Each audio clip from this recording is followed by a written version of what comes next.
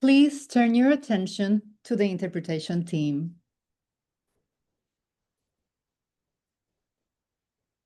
Thank you so much. Muchas gracias. Buenas tardes.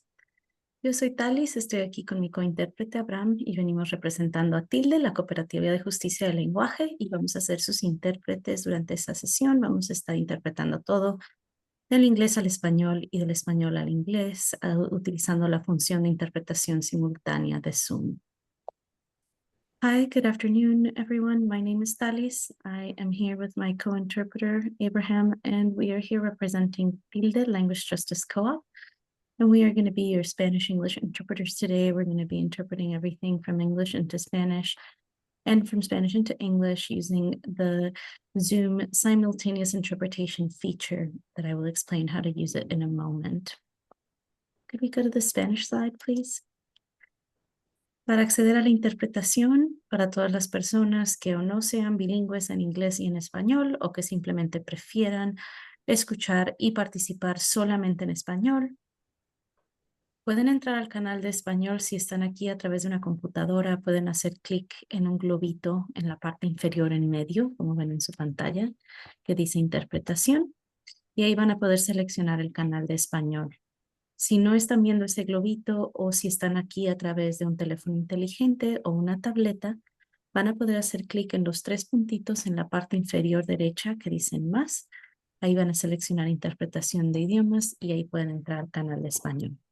La interpretación todavía no está encendida, entonces todavía no están viendo ese globito, pero en un momento que yo termine de dar este anuncio va a salir ese globito o van a poder seleccionar a través de los 3 puntitos.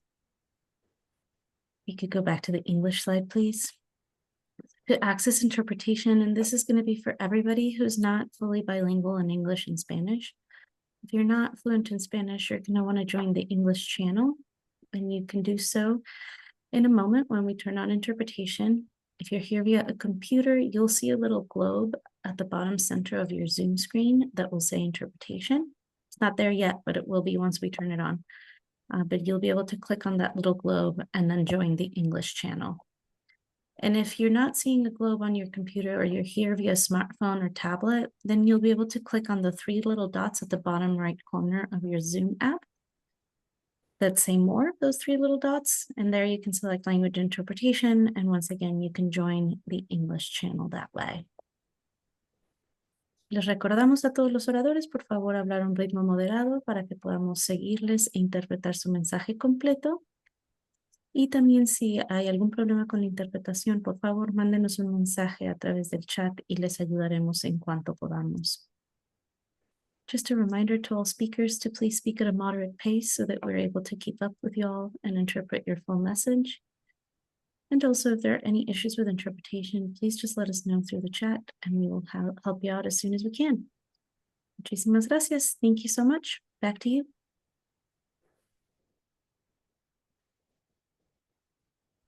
Interpretation has been enabled. Thank you to our interpretation team. Welcome to today's webinar, Strengthening Our Movement Decision-Making. First, we want to acknowledge the Native peoples on whose ancestral homelands we gather, as well as the diverse and vibrant Native communities who make their home here today. I am joining from the land of the Tumacoa people, and my name is Yvonne Ortiz, and I provide leadership to the Programs and Prevention team at the National Resource Center on Domestic Violence. I'm wearing a pink blouse, and I have mixed skin and dark brown hair up to my shoulders. Whether this is your first NRCTV webinar or if you're a longtime supporter, we are happy that you're joining us. Before we begin, we'd like to review some brief housekeeping notes with you. Remember that the chat and the Q&A are not private, so be mindful with the information that you share. Also, this event features live captioning. You can access this feature by clicking the Show Captions icon at the bottom of your screen. We're also recording the event, and we will be sending you the recording to participants as soon as it becomes available. Please reach out to our staff if you're experiencing any accessibility or technical issues, and we will do our best to help. At the National Resource Center on Domestic Violence, we provide a wide range of free, comprehensive, and individualized technical assistance, training, and specialized resource materials. Today's webinar is an exciting partnership with Rooting Movements. It is my great pleasure to introduce to you our presenter, Darren Dorsey, and I'm going to tell you a little bit about him. He is the principal founder of Rooting Movements. He holds expertise in violence prevention, policy advocacy, and organizational change. I'm sorry about my dog. He's passionate about holding organizations accountable to their missions and values. Darren has worked in movements for over a decade, serving in several roles, including a survivor advocate, a prevention educator, policy advocate, fundraising, political organizing, and within organizational leadership. Outside of this work, he spends most of his time with his partner, Cecile, and their young children. When he's not working, you can probably find him gardening, cycling, or barbecuing. So it is my pleasure to bring you in, Darren. The floor is yours. Awesome. Thank you so much for the kind introduction, Yvonne. And thank you all for being here. I'm looking forward to this conversation on decision-making, and specifically doing so in a way that builds connection, strengthens relationships, and ultimately strengthens our movement. My sort of insight and perspective is contributed through various points of experience that Yvonne briefly went over. So whether it's being a survivor advocate, working within communities, collaborating with law enforcement, hospitals, managing a sexual assault response team, working with schools around prevention. There's that piece, in addition to my current primary role as a consultant with Rooting Movements, where we support a number of organizations with various decision-making processes. Internally, externally, strategic planning is one example. We help organizations set up internal equity and inclusion committees, which will hopefully help them make decisions, but also we need to make decisions around how we set that up. Affinity groups is another decision-making point. So that's where some of this is going to be coming from. And before we jump in, I do want to sort of set expectations, because I think this is a super big topic. And I would love to have 2 full days to really jump into a interactive session with a ton of practice and case studies and hands-on group work, et cetera. And so I want to be clear that there's going to be more that we can do to support our decision-making capacities than this one webinar. And part of this webinar will hopefully connect you to some resources that will continue to support those skills and those processes. But today we're going to be talking about a variety of different sort of insights and ideas that we can keep in mind or be intentional about when we are going about decision-making processes, to ensure that they're effective, that they're in alignment with our goals and our mission, and that they build connection. So jumping into the next slide, I think one of the things that I want us to really start with at the foundation is this acknowledgement that our specific work is collective. Our work is collaborative, and the work to specifically in domestic and sexual violence requires coordination and collaboration across a number of different organizations, sectors, individuals, communities, et cetera. And our work is complex and nuanced. And in that way, I think we can think of sort of the obvious folks that we collaborate with, some that I mentioned earlier, such as hospitals, law enforcement.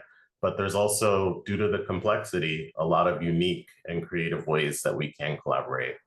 So where I wanted to start is by asking folks who are here today to share some of their collaborations. And specifically, I want to encourage folks to think about what are some of the more unique, what are some of the more creative collaborations and connections that you've made in your work to serve survivors, to prevent violence. And I'll go ahead and read some of those contributions from the chat, just so that we can have some sort of concrete ideas of what we're talking about here, that we're not just talking about one specific coordination, but we're talking pretty broadly about collaboration.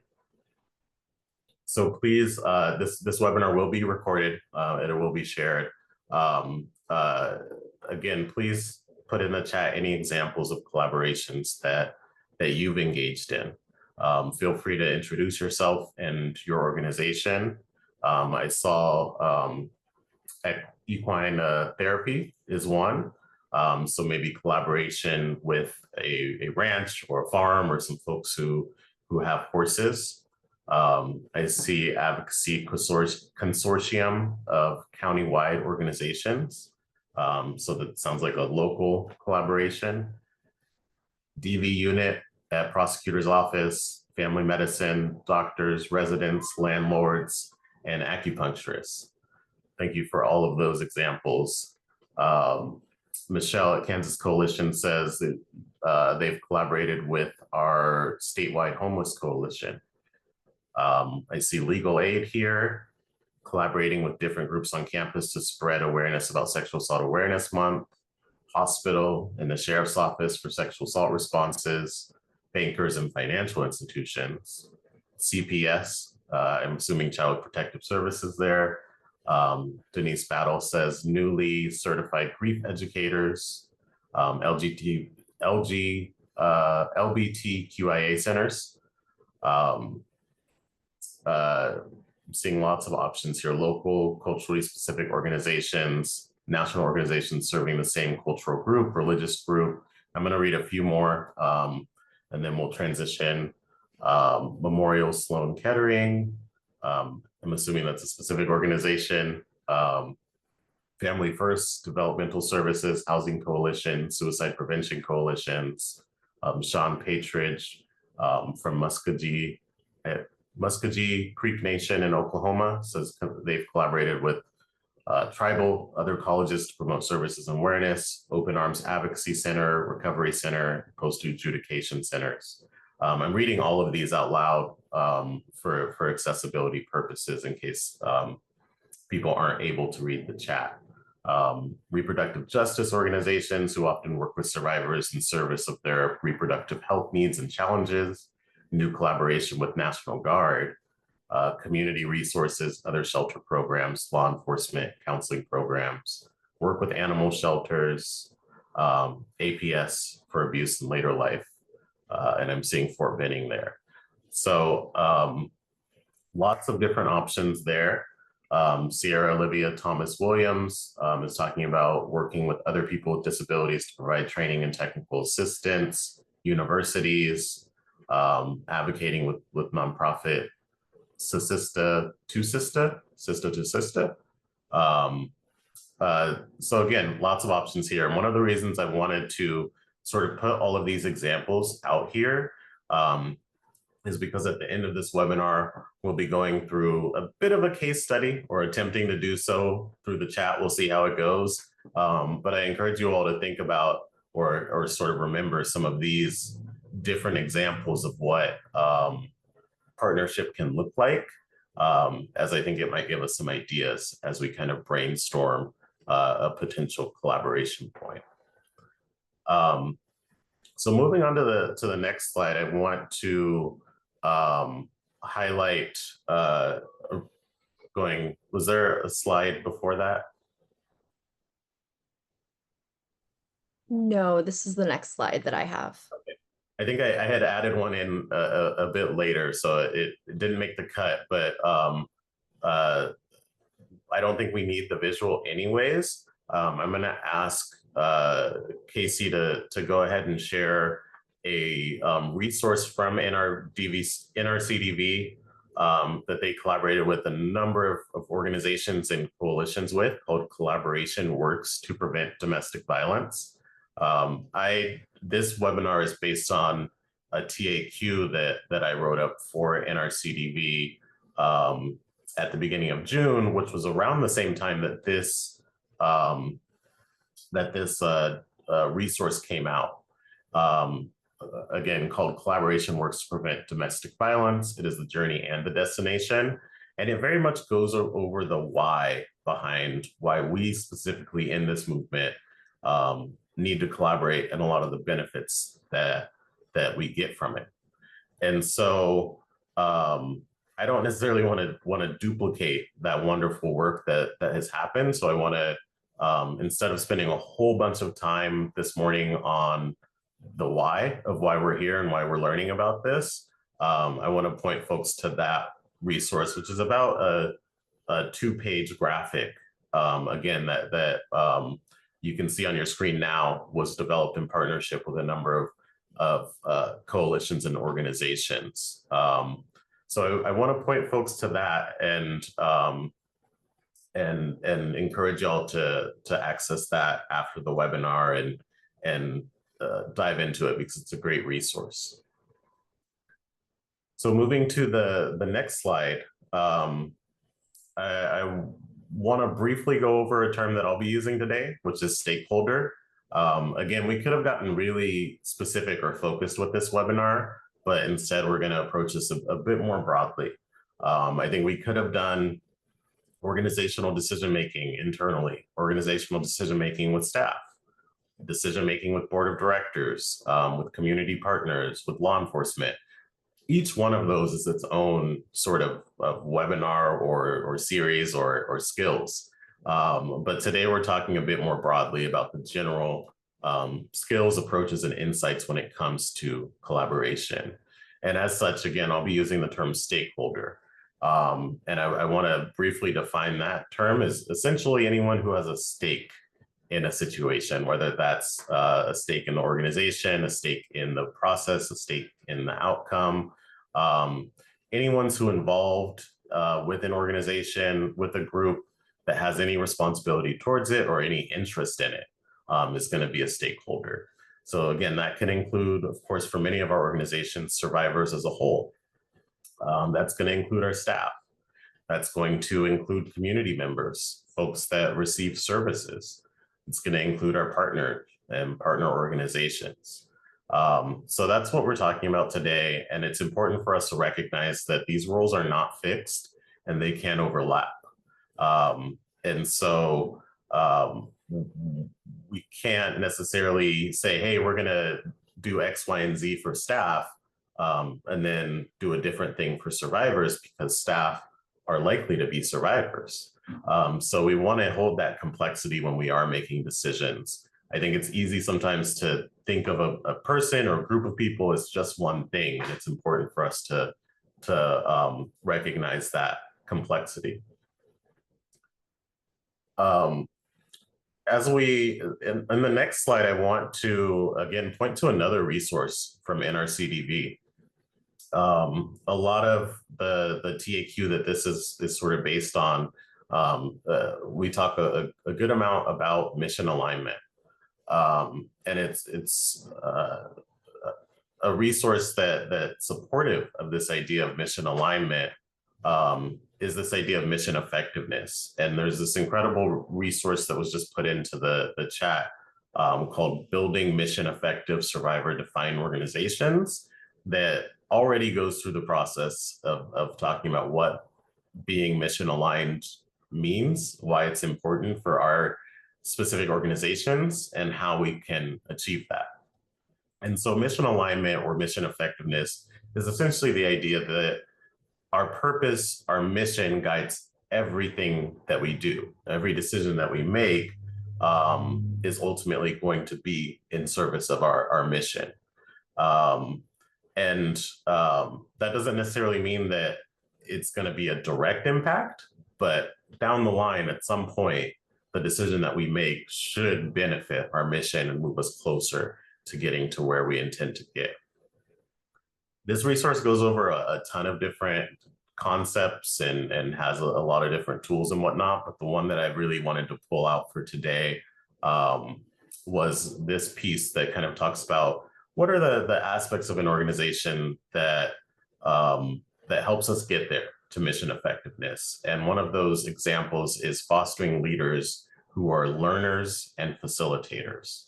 That when we have facilitative leaders who have strong reflective practices, they emphasize communication, transparency, participatory management, participatory processes, then we see more alignment, we see mission effectiveness, we see the mechanisms that allow us to center our mission and make decisions with that as a foundation. Moving to the next slide, I want to, again, just really emphasize that a mission-aligned decision doesn't always show an immediate impact to the mission. And sometimes if we look at things in simplistic terms, it can look like, hey, that's not necessarily serving our mission. And so, for example, an organization that's goal and mission is to serve and support survivors, if they're cutting their hours that services are available, on the face of it, it might say, hey, that survivors have less time to get services. But when you dive deeper into that decision, then, first of all, staff are likely or can be survivors. And so by cutting those hours of services, you might be providing more work-life balance. Additionally, in that sort of situation where you're cutting services, you might be able to provide other services. And we can go into different types of outcomes that will come out of that. All that to say is that sometimes when we look at a decision, it might not on the face of it immediately connect to the mission, or it might take a long time for that connection to be made. And that's part of why these decisions can be so complex. And that's part of why it's so important for us to have a shared understanding of our organizational mission. And that's a process in itself that as individuals and organizations, we should revisit regularly. I've seen a number of organizations change their mission over time and say, hey, what we intended to do a while ago doesn't necessarily match exactly what we're doing today. And so we need to change some of this language. I've seen a lot of organizations where their interpretation of their mission changes. And maybe they approach the work in one way, and then they got some information, they learned some things and said, hey, we need to approach it differently. An example of that can be seen in reliance on certain systems to provide advocacy or do prevention, and recognizing that sometimes when we work with certain systems, then we're sort of eliminating other pathways, and we need to, and so maybe the decision is being made to not invest so much time into that system, but to create other pathways to serve survivors or prevent violence. And so moving to the next slide, we're going to get into some of the sort of nuts and bolts concepts of what sits behind our decision-making processes and the ideas that are helpful to have in mind for them. Again, this is getting us to a place, hopefully, where at the end of this webinar, we're able to sort of look at a case study and think about, hey, what information do we need to make a decision? Who are we going to bring to the table for this decision? What should that process look like? What sort of methodologies are we looking at?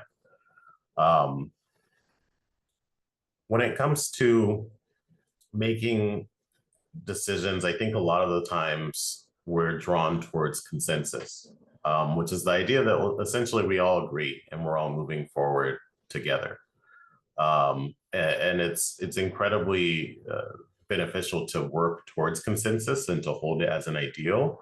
but also to recognize that it can be a barrier. Oftentimes when we interpret consensus being that, hey, we all need to be on board and everyone needs to move together or we're not moving at all, that can lead to a situation where folks just don't move, or the work slows down.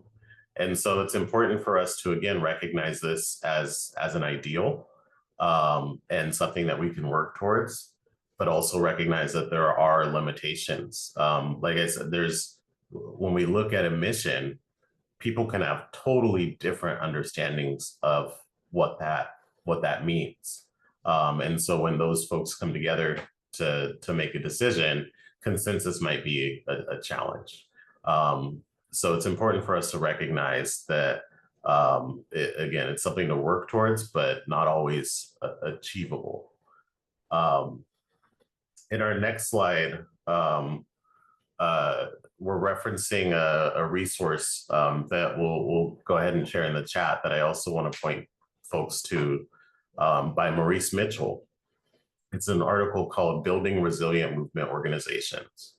And in this article, Maurice Mitchell talks about some of the common barriers and challenges that show up specifically within movement and organizing work. I definitely recommend folks jump into it and read the whole thing because there's a lot more examples than what I'll be sharing today. And it's a great piece.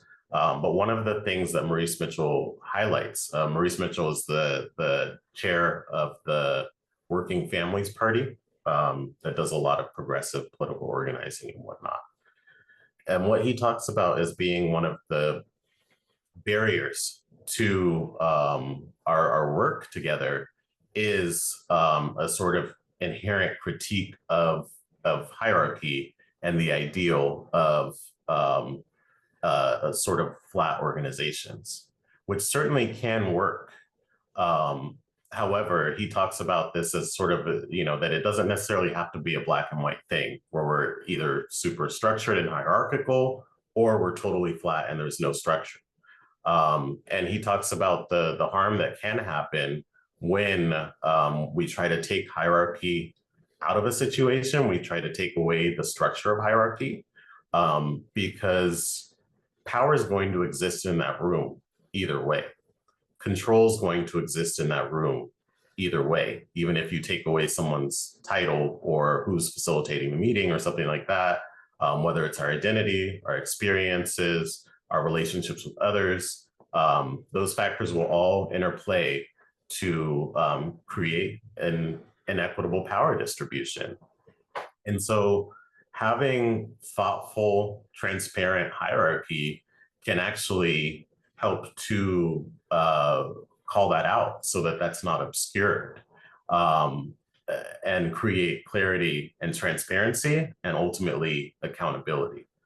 So it's incredibly important that we don't conflate, as Maurice Mitchell talks about in this sort of second box, that we don't conflate professionalization and the idea that some types of experiences are dismissed and denied with a total rejection of the value of experience. And he talks about the fact that while a lot of folks who are organizing or doing social justice work have not gone through quote unquote professional pipelines, they are still people with skills who have rigorously honed and developed those skills over time, whether or not that experience is professionalized or not.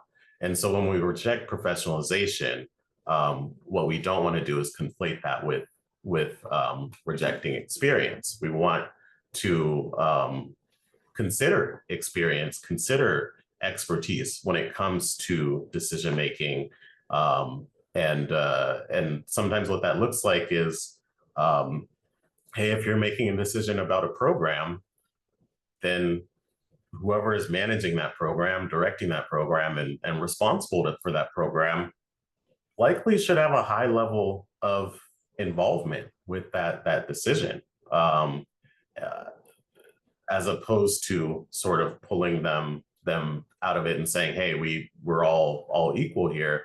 We need to recognize that the folks who who are in positions because of their experience, their expertise, when we do things correctly, are in that position for a reason and often do have a greater insight in the decisions that need to be made. On our next slide, sort of following this, idea around our sort of anti-hierarchy sentiment, Maurice Mitchell talks about anti-leadership sentiment. This is essentially holding skepticism of leadership as a rule. And I think folks who know me will know that I'm certainly not encouraging folks not to be critical of leadership. However, when we hold it as a rule, that can create some problems. And there's valid reasons why we do this, because leadership can and does and historically has been utilized as a tool of power and control to do harm to people. And so we do need to reflect on what leadership looks like and ensure that it's not being used as that tool, but that doesn't mean that we reject the concept fully. I often I've worked with a number of organizations and have talked to folks about a concept called nonprofit coups. And when I say coups, that word is spelled COUPS, which is something that we unfortunately see pretty often in our line of work, which is a situation where a leader is being questioned by their staff, and their staff is, it plays out in different ways, but staff is sending letters to the board of directors saying, hey, this person's not fit, et cetera. Now, I'm not saying that that's never the case, that, hey, sometimes maybe you do need to contact the board of directors. Sometimes a leader is not fit. But when we have this sort of approach as a rule, again, I've seen situations where that happens, that person gets pushed out, somebody else comes in and they experience the same thing. Because we're not giving folks a chance, we're not giving folks grace, and we're not recognizing that leadership does have a function in our organizations and in our decision-making processes. Again, this is just a snapshot of this resource from Maurice Mitchell, and I really encourage folks to dive into it more. I'm seeing that Brittany included a resource in the chat. Thank you so much for that. The tyranny of structurelessness. I'm looking forward to jumping into that after the webinar. So at the same time, moving to the next slide, that we want to be a bit cautious about this sort of anti-leadership skepticism as a rule, we want to understand where that comes from. And it does come from a good place, in that sometimes folks who have power, folks who are in leadership positions, can insulate themselves from criticism or insulate themselves from accountability. And when it comes to making decisions, moving forward, even just being in an organization in general, critique is an incredibly useful tool that we're not always good at wielding. This is a quote from Adrienne Maree Brown, and I'm just going to read the whole thing because I think it's an incredibly useful one. Critique is a way we ensure collectivity in the process of generating our future. To say, not that, this, to increase rigor in our values, to increase the quality of our creative work. But for the sake of our creativity and innovation, we need to learn to wield critique as a tool in constructing a new society, rather than just using it as a hammer to tear things down. So I encourage you to reflect on this quote, and if you haven't dove into a lot of Adrienne Maree Brown's work and resources and books, I encourage y'all to do that. The part I want to briefly focus on and highlight is one word that I very much appreciate and that I've bolded here, which is this idea that we need to learn to wield critique as a tool. Adrienne Maree Brown did not need to use that word. She could have said, for the sake of our creativity and innovation, we need to wield critique as a tool, etc. But I really appreciate that she does use that word learn to point out that that's a part of the process, and that this isn't something that necessarily comes easily, whether it's giving critique in a productive way or receiving critique in a productive way. Specifically, when you've been given critique in an unproductive way, receiving that in a productive way is quite a skill that's important for us to practice. And so a lot of the times when we do see problems with leadership, hierarchy, and power and decision making, it comes from a lack of openness to critique and a lack of practice and skill around critique.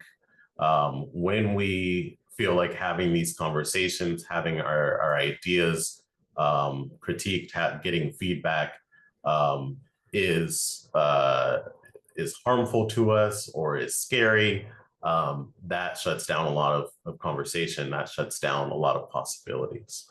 And so it's important for us to, again, think of this as a skill that we need to develop.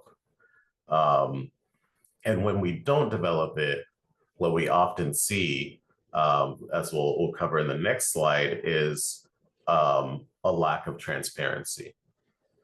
We often see lack of transparency as a tool that people use to sort of shield themselves from critique. Hey, if folks don't know that we're making the decision, then I don't have to hear their points of view. I don't have to hear their disagreement, which might make me feel a certain way.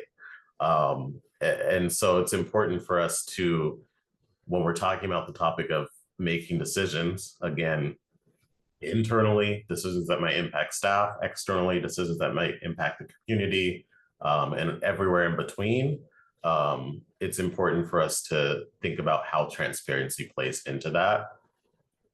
A lot of organizations operate from a need to know culture, and that's sort of the default in our society, particularly when we think about how power is allocated in our society. We have this sort of default where if information is being withheld, then the person who doesn't have the information needs to make a case that they need that information, that the information should be shared. The alternative to this is a share first culture, where instead of asking if information needs to be shared and requiring people to make that case, we ask if information needs to be withheld.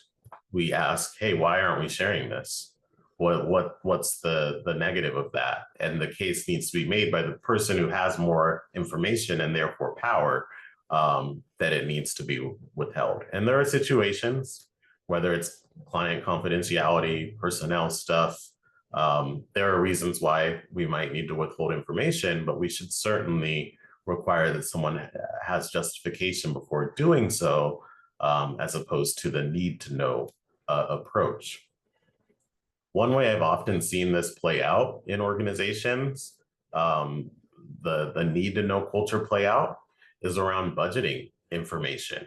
I've seen a lot of situations where even program managers, program directors don't have full transparent information about their budget. And it's important to think about, like, hey, why aren't we sharing that? What's the benefit of us withholding that information? If you're concerned about something, then we can talk about what those concerns are, and maybe we can provide that information in a way that addresses those concerns. But to just not give out that information is often not the right type of approach. And in our next slide, we'll kind of talk about how this can create paternalism when it comes to sharing information, because oftentimes when information is not shared, it sometimes comes from this place that, oh, they might not be ready for that information, or I'm not sure if they can handle that information. I don't want them to worry. We've seen examples of this, I think, recently, as a whole nonprofit field, various funding streams have been disrupted or uncertain, which has created lots of questions about, hey, what's going to happen with our organizations? How is this going to impact us? And I've seen leaders, I've seen organizations address that very differently. And in some situations, there was sort of a narrative of, hey, we don't want people to worry, so we're just not going to say anything. First of all, it's important for us to recognize how this might reinforce existing inequities. That, hey, do we have information that might help people make decisions about their lives? And what are the implications if people don't have that information? We also need to think about, like, what is our responsibility as leaders? What are our responsibilities as decision makers? And one of those is disseminating information in a way that's productive, that's beneficial, and that's transparent. And so oftentimes a lack of transparency can just be a way that somebody kind of avoids doing their job, particularly when they're in a leadership role. That part of your job is to communicate regularly, to seek feedback, to be responsive, to understand where the folks that you work with are at. So it's important for us to think about that when we're thinking about transparency and decision-making, that this idea of, hey, I'm going to withhold this information to protect someone or to prevent someone from reacting in X, Y, or Z way is not always a good approach. It's usually not. And instead of that sort of black and white, hey, do we release it or not? We can think about how we do so. How do we share information in a way that maybe causes less worry? Or maybe it's worrying information and people have the right to worry. So that's something to think about, is how is paternalism showing up in how we share information? On your screen, there's this tool or sort of graphic here from a website called Academy to Innovate HR that I thought just had like some cool, good concepts in terms of what to look for when you're looking for transparency in the workplace. Communication, accountability, accessibility, and disclosure of information are the 4 things here. Because and the reason I wanted to include this is because I think when it comes to transparency, we might think about one of these things, like, oh, you're sharing information, but all of these things are important. How accessible is that information? Is that information a regular feedback loop that allows feedback to come the other way? Are we accountable to it? And then are we readily disclosing, proactively disclosing information, as opposed to reactively providing information when we have to? So I have just one more concept before we sort of jump into the more participatory case study. And that's on the next slide, around integrative negotiation. So as you can see by this little makeagif.com reference in this photo, this was supposed to be a GIF, but at some point did not translate onto this slideshow, but that's okay. As some of you might know, this is a screenshot from The Office with Michael Scott as the character played by Steve Carell. And in this particular scene, this particular episode, he's talking about his approach to negotiation, which is win-win-win. And that is a good way of putting it when we're talking about integrative negotiation. It's the idea of, like, we're making decisions, we're negotiating in a way where we want everyone to benefit. And it's important for us, when we have collaborative relationships with folks, to take this approach. On the other side of things, in the next slide, we have distributive negotiation, which is kind of the opposite. And so this is where our negotiation, where we have oppositional interests, basically. One common example of how we see this play out is if you're going to buy a car. You're probably going there with the intention of paying as little as possible, getting the best discount that you can on that car. On the other hand, that dealer or salesperson, their interest might be in getting the most possible amount of money that they can get out of you. And so you have opposing interests. It doesn't necessarily have to be that way. You know, it'd be great. Sometimes we could show up and say, hey, I want to buy a car for a reasonable price. I understand that you got to make a little profit. That's okay. Let's do something that works for both of our interests. But it doesn't always happen that way. Sometimes you test drive the car, you come in, you sit down, and they're trying to add a $5,000 fee and you know, a security system that costs X, Y, and Z, and ultimately trying to sell you the car for double of what it's worth. That is not integrative negotiation. That is distributive negotiation. And it's important for us to recognize what approach that we're taking, and for us to recognize that sometimes we are doing distributive negotiation. Sometimes we are saying, hey, we have to make this decision, and we have opposing interests here. We're not on the same page. So how are we going to go about it? Excuse me. One example of how I've seen this take place is when, say, for example, an organization has a mission to support survivors, and a sort of understanding of what that looks like in their organization, that might not be in alignment with, for example, a local college campus. And so when decisions need to be made, perhaps that campus's understanding of campus safety is different than your organization's approach to supporting survivors. It's important for us to recognize that and sort of go into that decision-making process with that context and that consideration. And if we can turn that into an integrative negotiation, if we can come to a shared understanding, then that's great. That's the goal. But that's not always achievable right away. And so it's important for us to kind of understand this distinction. One question I have here is what is engagement and transparency? How does that relate to these different types of negotiation? When you're doing a distributive negotiation, when your interests are opposed, do you share every single piece of information that you have? Maybe you don't. Maybe you are looking to, you know, buy that car with cash, and you don't tell them that information because you know that they want to make some money off of you financing, and they'll give you a better deal if they don't know that you're paying in cash, and you just withhold that information. And so when our interests are opposed, we can be a bit more strategic about information. And at the same time, when we are working towards a decision-making process with the intention of benefiting all parties and working collectively, it benefits us to be transparent. It benefits us to ensure that all that information is out there, because when it's not, that often leads to a situation where, you know, maybe someone's interests aren't being considered because they don't have the information that they need to consider it. So I'm gonna get some water real quick, and then we'll move to the next slide and look at some considerations when we do make some decisions.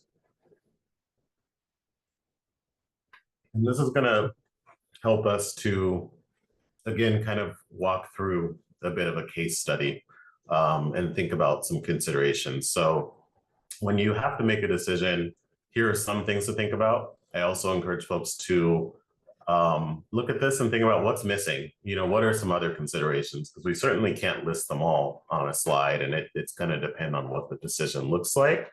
But these are some sort of broad ideas, is that we want to think about who will this decision impact? What information do we need to make a decision? Do we have that information? Do we need to get it, et cetera? And who shouldn't be involved? You know, maybe who's not going to be a productive member of this decision-making process, or who's going to maybe pull us away from our interests and what we're looking to accomplish with this decision.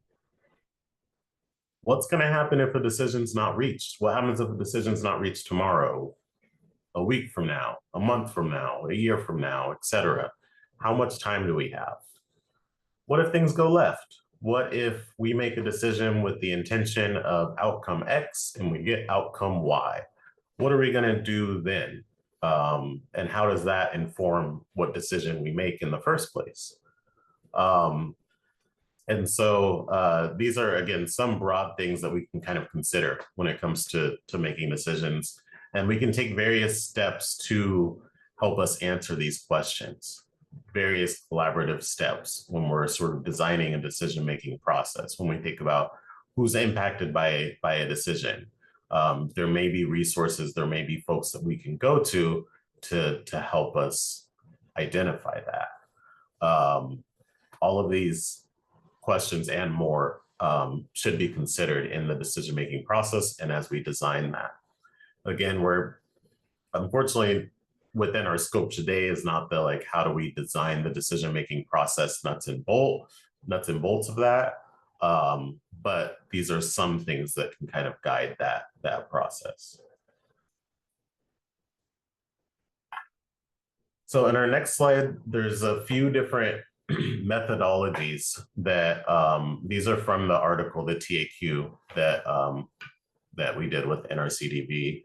I'm not sure if y'all are looking at the video right now, but this lamp, unfortunately, I gotta like tighten the nut so it keeps falling down. So I apologize if that's distracting. In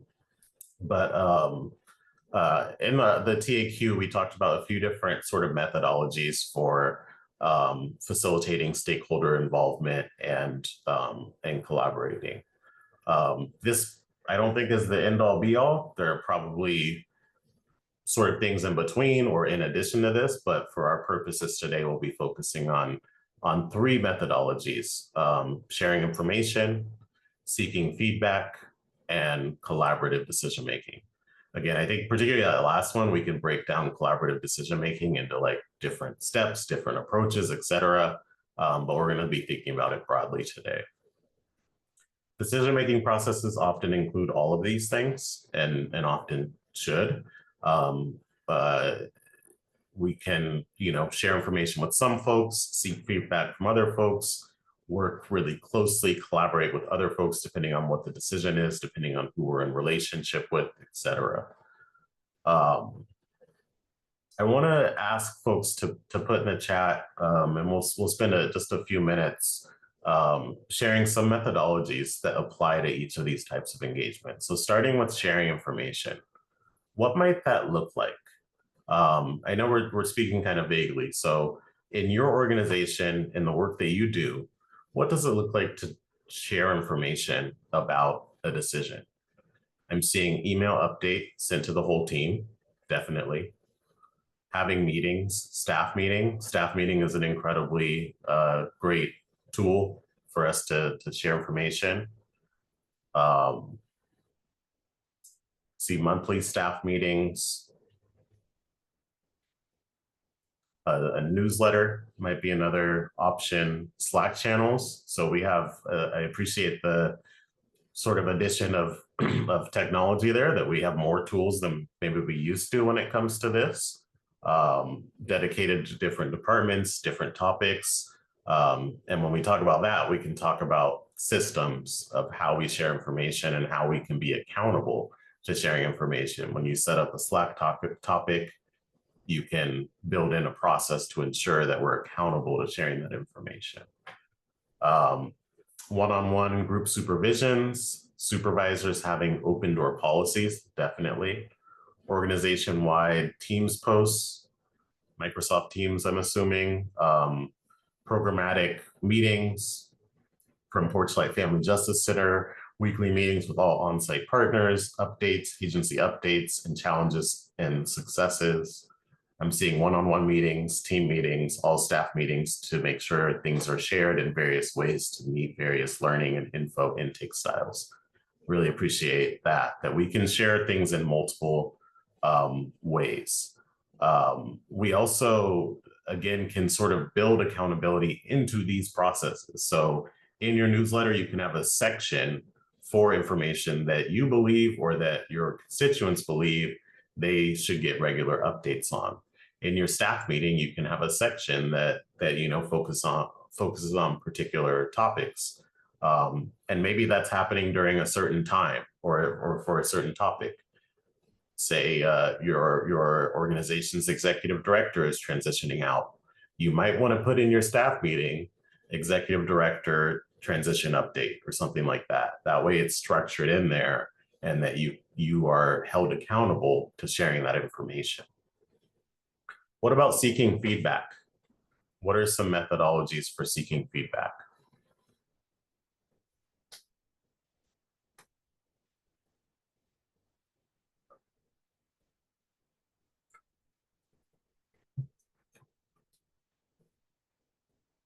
Truly anonymous surveys. I appreciate the truly anonymous because we really want to be specific about that and we want to do it. Think about how we're managing that data, who has access to it, et cetera. Using statements, I'm curious, I wonder, so we can seek feedback about stuff. If information is shared with us, we can follow up, provide that feedback. Supervision, again, regular supervision should probably have feedback built in, should maybe have that one-on-one meeting happening regularly built in. Focus groups might be one way that we do this, or listening sessions. It's important for us to recognize, though, when it comes to seeking feedback, that's going to be less interactive than collaborative decision making. And one thing that I see often when we're seeking feedback is that we are asking a lot from folks to fill out a long 15-20-minute survey or even attend a focus group that they have to, maybe they travel to, maybe they take a whole hour out of their day. And it's important for us to consider, if we're benefiting from that process and getting that information, what are we giving back?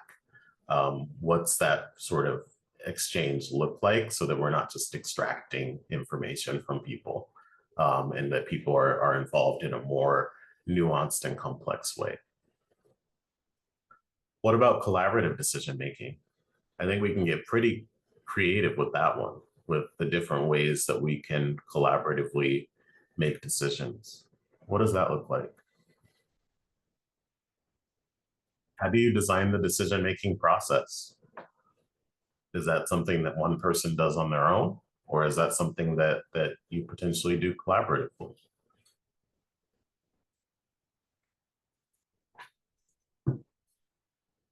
Again, collaborative decision-making we can get pretty creative with, and that's going to really evolve with the decision and will probably involve lots of different methodologies and mechanisms. I'm seeing from Imani involve survivors and participants along with volunteers and other community members who may not be directly involved with organizations day to day. Right, so how do we reach out to those folks? How do we connect with folks who may not be involved in the day to day, but may be impacted by the decisions? How can we work with community partners to potentially make those connections? Again, we can get creative here, and we'll go ahead and do that in the next slide. I see from Caroline, understanding that each person on a team will process information, make decisions differently, giving space for each individual's different communication styles or needs. Definitely. So that the more that we want folks involved, I think the more responsive we need to be to their needs when it comes to the decision-making process. The next slide we have our case study. And I want to give you all the caveat that this is a very limited case study. Again, would love to, if we had a whole lot of time to get into groups and like fully flesh this out. But for the purposes of today, we're gonna go with this. And I think one of the big questions will be, what information do we need? So again, we want to consider all of what we've talked about today, from the different considerations we should put into place when we're making a decision, the different methodologies when we're making a decision, and think about this case study. So a funder gives you a 3-month timeline to develop a statewide strategy to expand frequency of services provided to low-income communities.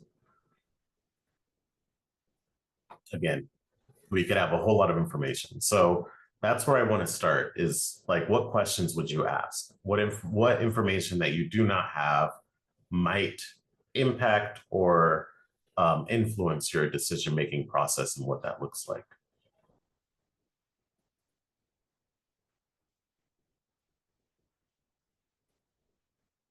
So I'm seeing from Michelle, are there different factions? What do they value?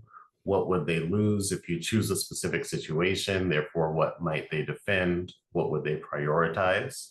Certainly. What services are they wanting us to offer? Are they existing services or new? So we want to expand frequency of services provided to low-income communities. Maybe that does look like making current services more accessible, or maybe that does look like really assessing and evaluating the current services to say, hey, are we offering what people need? And maybe both things, both of those approaches go into it. So I appreciate that consideration is, are these existing services that we're trying to expand, or are we developing services to expand?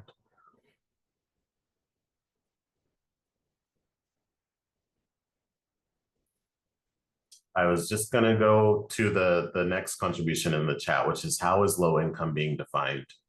I think we can certainly see how there'd be different interpretations of what that looks like. And are we creating a spectrum there, or are we creating like a kind of a hard cutoff type of thing?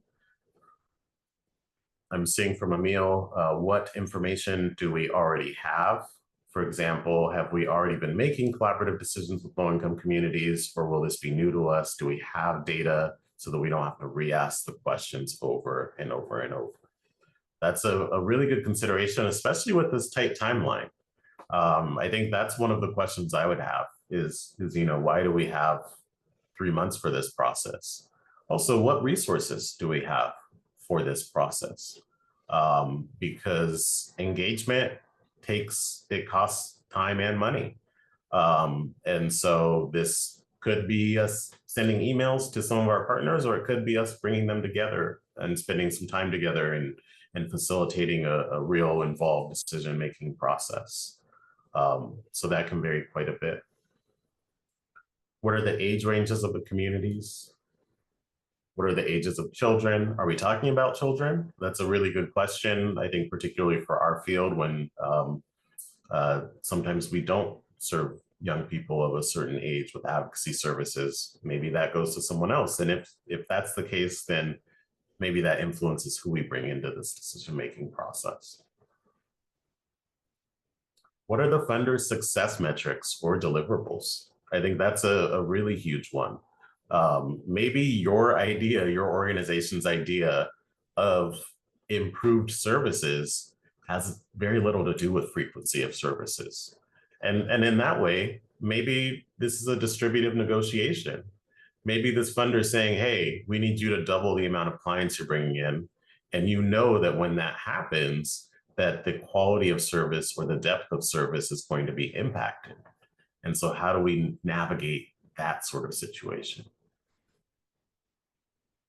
What does expand frequency mean? Does it mean in-person meetings, contact points, sending an email to check in, sharing resources? Again, like, what does that engagement actually look like? And how does that relate to program outcomes and ultimately our mission? Is, I think, a line of thinking that we can connect there. What's the current capacity of frontline staff administering services? What resources are needed to increase capacity to administer expanded services? Definitely. And in that, if we're talking about resources, then perhaps our organization doesn't have additional resources to expand in the way that this funder has in mind. And so while we can get this prompt and think about like what this plan might look like or strategy might look like internally, what is our organization's strategy to expand our services? We can also think about, hey, statewide strategy to expand frequency of services. Let's bring some partners into this. Maybe we don't have the capacity there.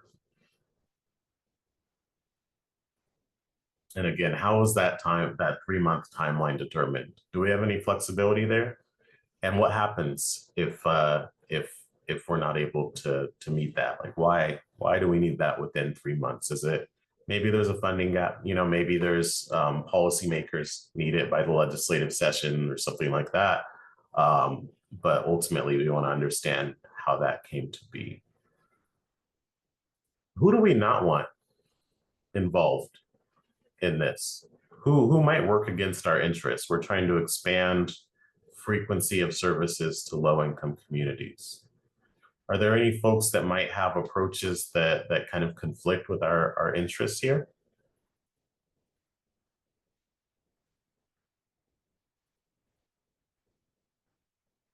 Again, I know that's a very specific question in response to a very broad and general case study here.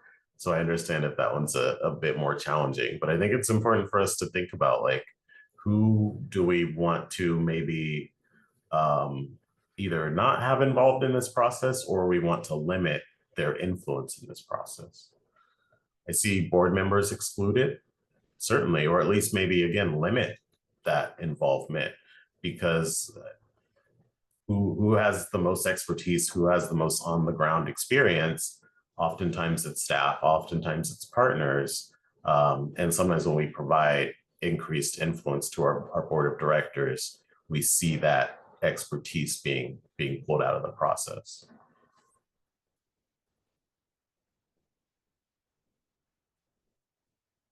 And maybe it's a capacity thing. Maybe it's not about, hey, our interests aren't aligned, but it's saying, hey, our funder's not giving us any extra resources to put this plan together, or maybe it's limited resources.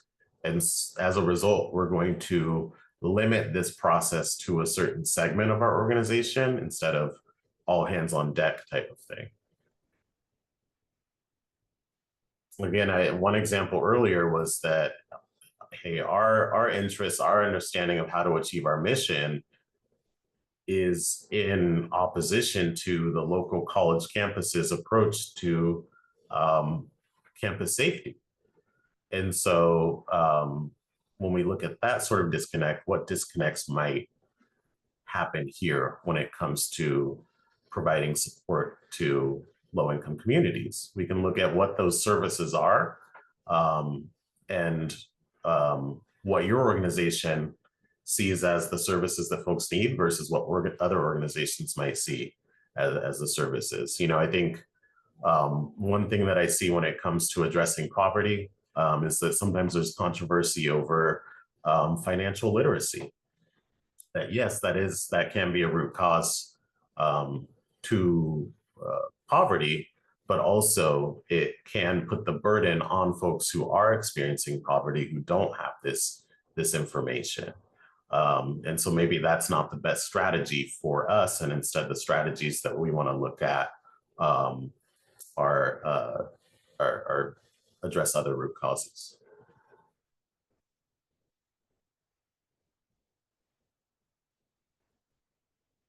So I want to, before we move to the next slide and sort of close things out, I want to think about what does the engagement look like? What are some, again, going back to the methodology of engagement. If you all have this on your desk, you have a 3-month timeline to develop a statewide strategy to expand frequency of services, assuming you have substantial resources for it, what might you do? What steps might you take? I also, as you're thinking about that, I see that Jenny says that it's a hard question because we don't want to just involve people we know think like us, because then there's a risk of confirmation bias, and or if we purposefully exclude people, that will cause problems. They could easily throw up barriers anyway, and then we have no chance to work with them. That's all 100% true, and I appreciate you kind of introducing that. And I think that's why we have these different levels of engagement, is that, hey, maybe we don't just cut people out of this process and say, hey, we don't want these folks influencing it, but we think about what that engagement looks like. that, hey, these folks, this organization, we think kind of has a different idea or won't move this in the direction we want to. And so we involve them by seeking feedback, but maybe they're not involved at the moment we get to the end and we finalize what this plan or this strategy looks like. I'm seeing evaluate and anticipate which services could provide tangible improvement during a 3-month timeline. And so that sounds like an evaluation and assessment process, which I appreciate, because when we think about decision-making processes, I think we default to like, who do we talk to? How do we make that decision together? But there's also the process of like, how do we get the information that we need to be able to move forward? And again, well, as Jenny said, you know, confirmation bias exists. And so what services are out there that folks might need that we don't have in mind or we don't provide are some things that we can think about. So I want to sort of open it up to questions. I see that we haven't gotten any questions in the Q&A, so I want to encourage folks to go ahead and ask questions in the Q&A. And if folks have any particular decision-making processes that they are currently approaching or navigating, then maybe we can pull out that case study and think about, you know, what are some considerations to approaching the specific situations that folks might have. But any questions, and I'm happy to answer them or to sort of reflect them out to the group so that we can answer them collectively.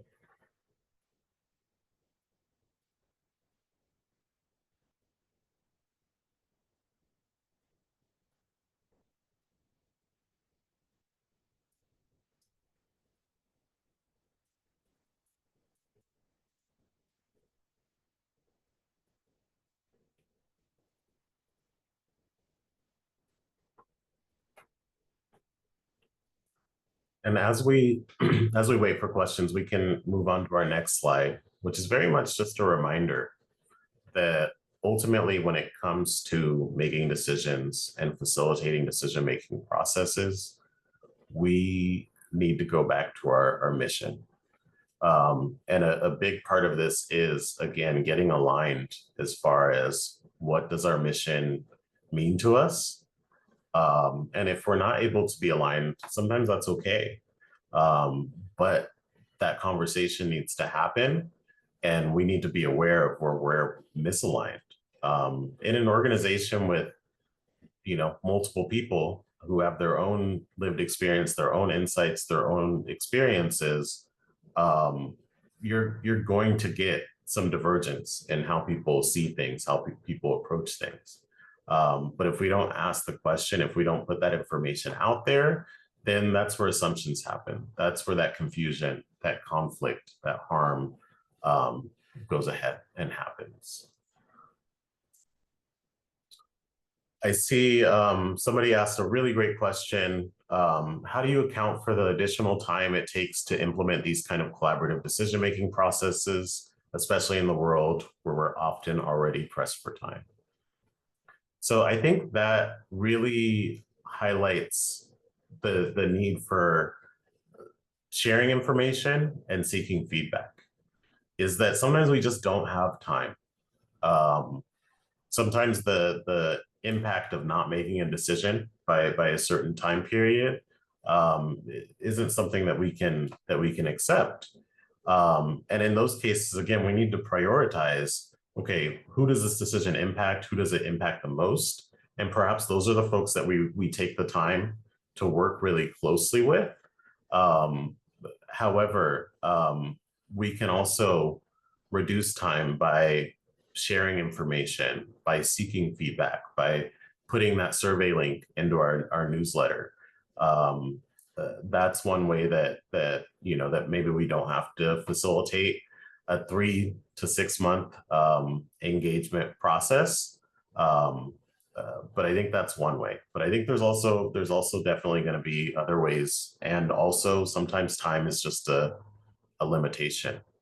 I think another question that's kind of similar is going to be, how do you account for the resources that it takes? You know, that are the funder that asks us to create this 3-month plan, they may not provide the resources that you want. I think about a project I did last year where I was facilitating with a state coalition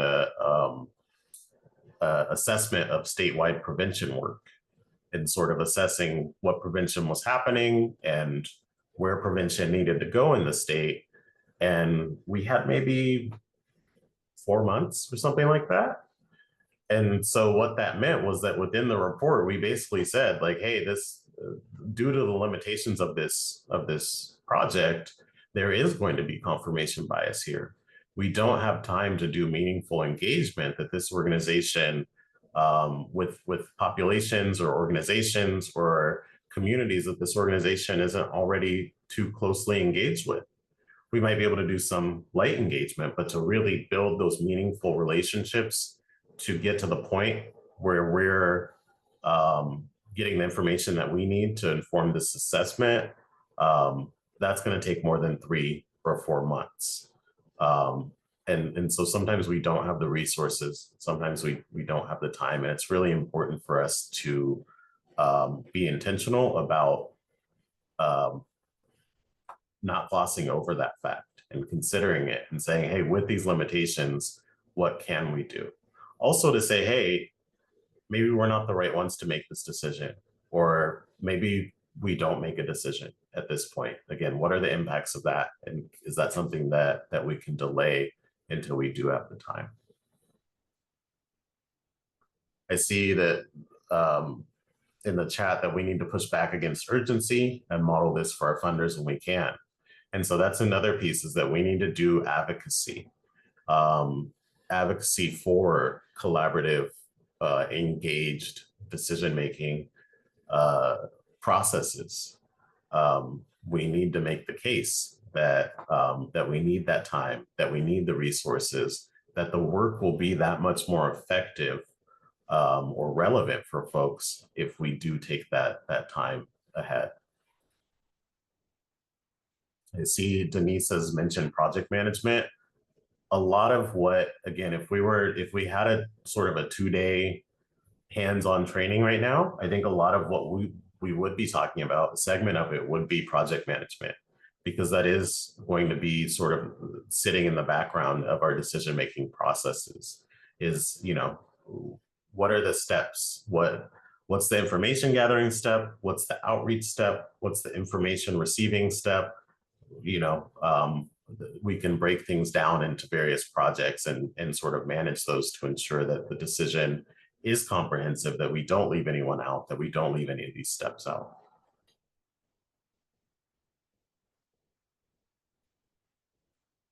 So if there's no further questions, then I'll go ahead and move to the next slide. And again, just kind of close out with a thank you for your time. And with the hope that, hey, maybe we can dive into this topic even more and get more concrete and hands-on with it in the future. And a plug for my consulting firm, Rooting Movements, where again, a lot of this sort of insight, this perspective is gathered from this consulting work of supporting organizations in navigating decision-making processes, whether that be internal policy change, whether that be assessing the programs, making decisions about what your programs are. That's where a lot of this comes from. You can reach me at darren@rootingmovements.org. And I'll stick around in case there's any questions. And if not, then I'll pass it back to Yvonne.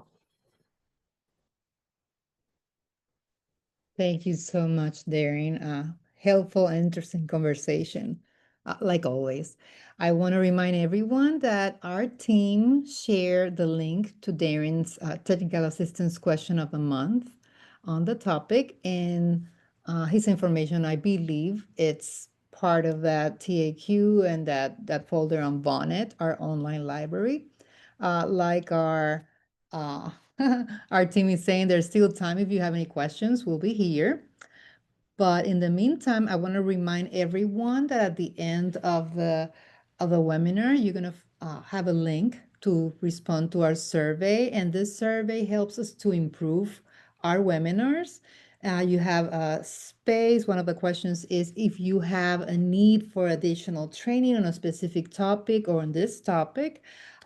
So help us to improve our offerings by responding to the survey.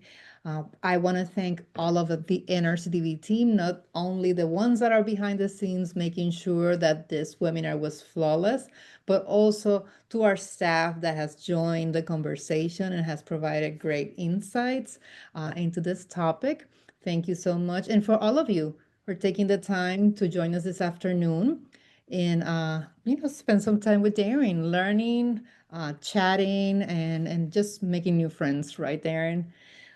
So thank you so much to our wonderful facilitator. And we'll see you next. Again, thank you to our presenter, our wonderful interpretation team as well. And again, NRCDV staff, please make sure, don't forget our survey to respond to that survey. And thank you, everyone. There you see, there's the code.